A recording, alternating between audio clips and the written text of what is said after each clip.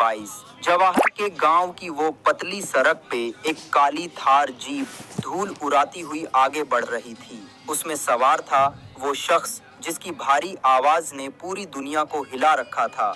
उसे खबर नहीं थी कि मौत उसके घर से ही उसका पीछा कर रही थी। कुछ ही पलों में हवा में बारूद की गंध घुलने वाली थी और गोलियों की तरतराहट से पूरा पंजाब दहलने वाला था। आखिर उस दिन उस काली थार में क्या हुआ था? कौन थे वो लोग जिन्होंने बिना पलक झपकाए उस लीजेंड को छलनी कर दिया? आखिर क्यों?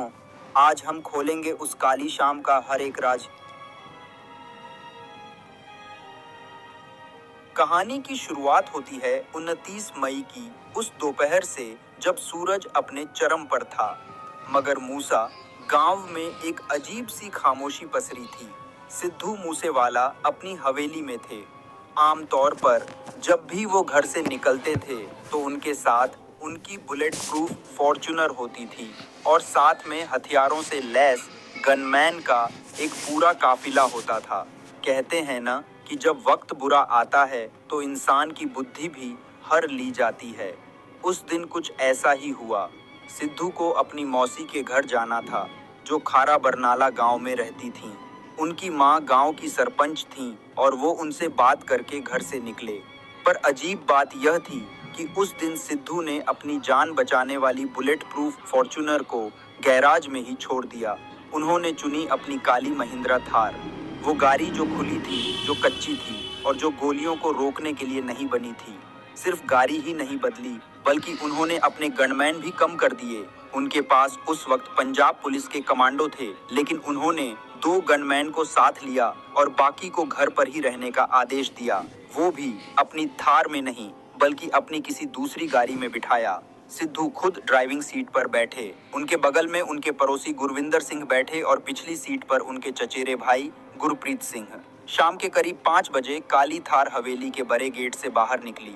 हवेली के बाहर खड़े उनके चाहने वालों ने हाथ हिलाया, मगर किसी को नहीं पता था कि यह आखिरी सलाम है।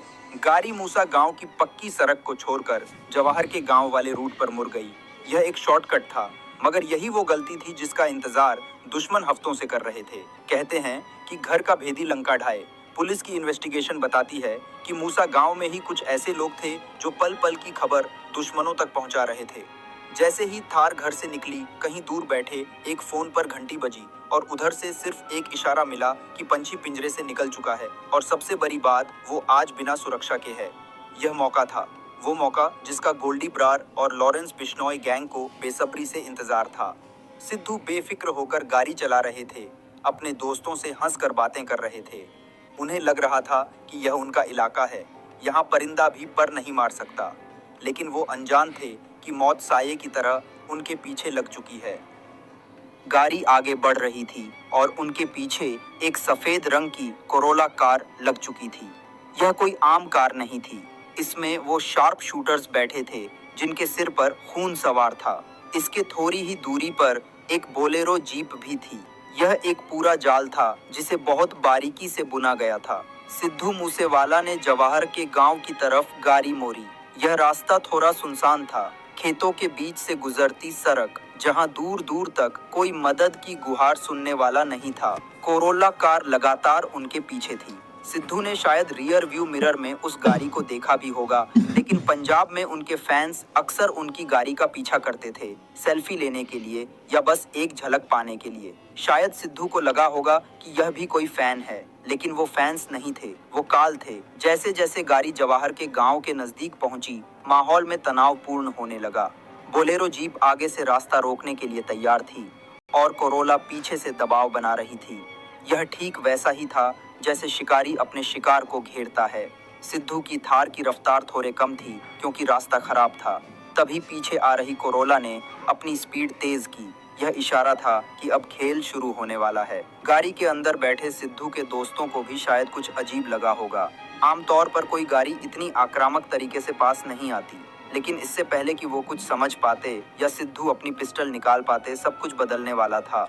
जो साजिश कनाडा में बैठे गोल्डी बरार ने रची थी और जिसे दिल्ली की तिहाड़ जेल से लॉरेंस बिश्नोई ने हरी झंडी दी थी, वो अब अपने अंजाम तक पहुंचने वाली थी। इन शूटर्स के पास आधुनिक हथियार थे। इनके पास वो हथियार थे जो जंग के मैदान में इस्तेमाल होते हैं। AN-94 जैसी राइफलें जो 1 सेकंड में कई राउंड फायर कर सकती हैं। यह तैयारी बताती है कि उनका मकसद सिर्फ डराना नहीं था, उनका मकसद यह सुनिश्चित करना था कि सिद्धू किसी भी हाल में बच न सके। वो जानते थे कि सिद्धू एक मजबूत आदमी है। वो जानते थे कि अगर उसे संभलने का मौका मिला तो वो पलटवार करेगा, इसलिए वो उसे संभलने का 1 सेकंड भी नहीं देना चाहते थे। शाम के 5:30 बज चुके थे। अचानक सामने से बोलेरो जीप आई और उसने सिद्धू की थार का रास्ता रोक दिया। सिद्धू ने ब्रेक लगाया। धूल का गुबार अब भी बैठा भी नहीं था कि पीछे से कोरोला कार एकदम सटकर रुक गई। सिद्धू समझ गए कि यह नॉर्मल नहीं है, यह एक ट्रैप है। उन्होंने शायद रिवर्स गियर डालने की कोशिश की होगी या फिर अपनी सीट के नीचे रखी पिस्टल निकालने की, लेकिन दुश्मनों ने उन्हें सोचने का वक्त ही नहीं दिया। जैसे ही गाड़ियां रुकीं, बोलेरो और कोरोला से 6 लोग बाहर निकले। उनके चेहरे ढके हुए नहीं थे, या शायद उन्हें पहचान का डर नहीं था। उनके हाथों में वो मौत का सामान था जिसे देखकर किसी की भी रूह कांप जाए। और फिर शुरू हुआ वो मंजर जिसे याद करके आज भी दिल दहल जाता है। पहली गोली चली। यह गोली चेतावनी नहीं थी, यह सीधा निशाना थी।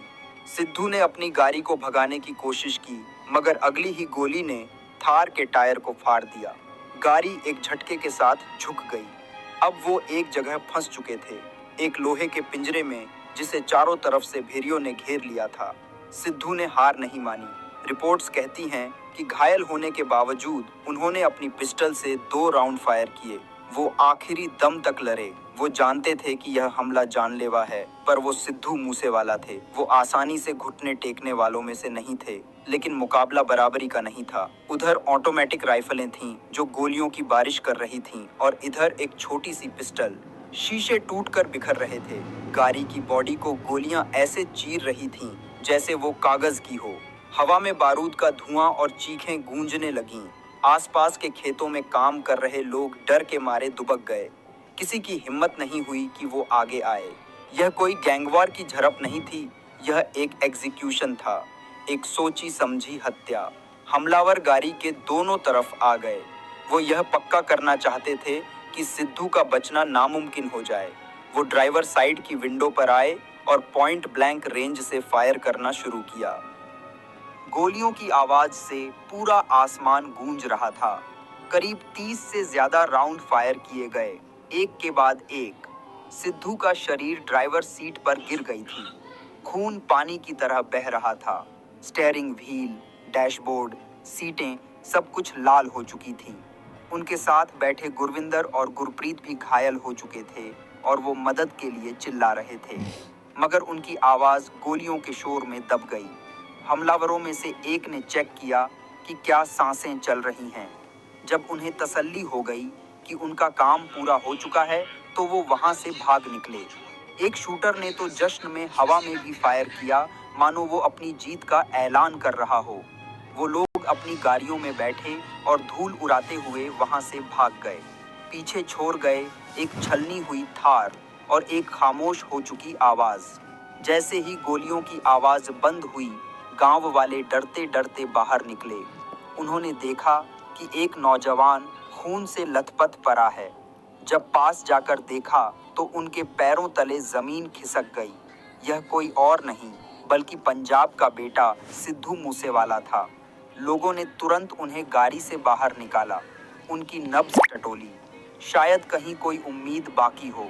उन्हें तुरंत दूसरी गाड़ी में डाला गया और पास के सिविल अस्पताल की तरफ भागे। हर सेकंड कीमती था। गाड़ी हवा से बातें कर रही थी, मगर शायद वक्त रेत की तरह मुट्ठी से फिसल चुका था। अस्पताल पहुंचते ही डॉक्टर्स की टीम ने उन्हें चेक किया, लेकिन अफसोस, वो लीजेंड, वो आवाज, वो टैलेंट जो करोड़ों दिलों पर राज करता था, वो दुनिया को अलविदा कह चुका था। डॉक्टर्स ने उन्हें ब्रॉड डेड डिक्लेयर कर दिया। यह खबर जंगल में आग की तरह फैली। किसी को यकीन नहीं हो रहा था। न्यूज़ चैनल्स पर ब्रेकिंग न्यूज़ फ्लैश होने लगी। सोशल मीडिया पर मातम पसर गया।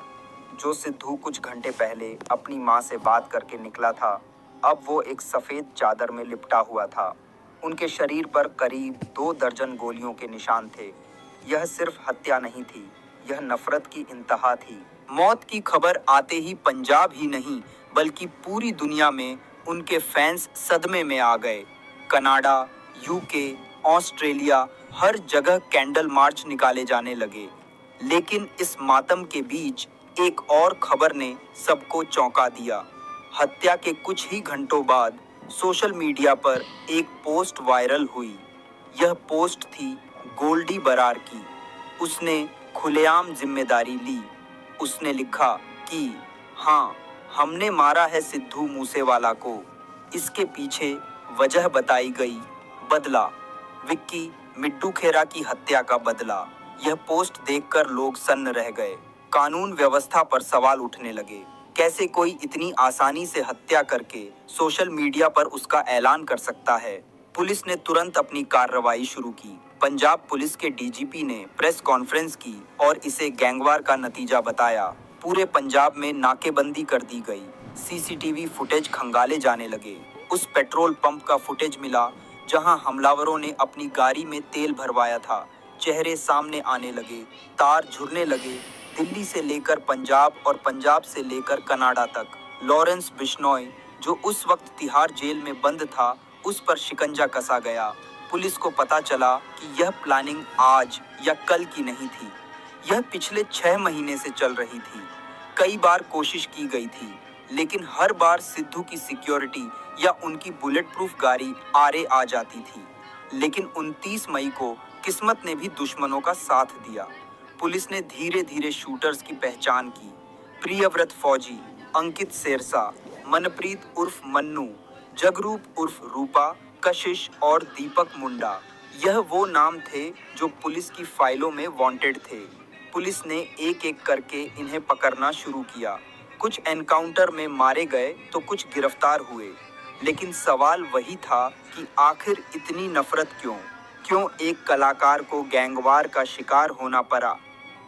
इस पूरी कहानी की जड़ें बहुत गहरी हैं। यह सिर्फ एक हत्या नहीं थी, बल्कि कॉलेज पॉलिटिक्स से शुरू हुई वो दुश्मनी थी जो गैंगवार में बदल गई। विक्की मिड्डू खेरा, जो अकाली दल का युवा नेता था, उसकी मोहाली में दिन दहाड़े हत्या कर दी गई थी। लॉरेंस बिश्नोई गैंग का मानना था कि विक्की की हत्या में जो शूटर्स शामिल थे, उन्हें सिद्धू मूसेवाला के मैनेजर शगनप्रीत ने पनाह दी थी और भगाया था।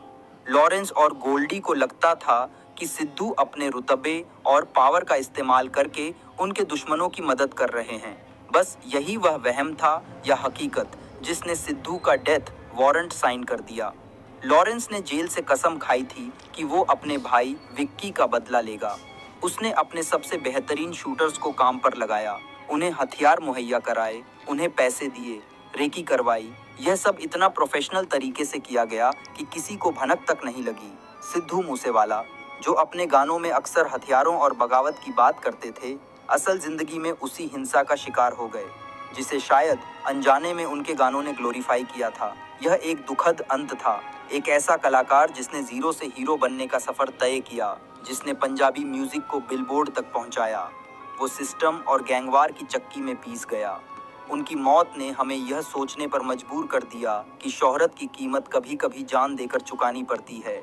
आज सिद्धू हमारे बीच नहीं हैं, लेकिन उनके गाने आज भी हर गाड़ी, हर घर में बजते हैं। उनके माता पिता आज भी इंसाफ की लड़ाई लड़ रहे हैं।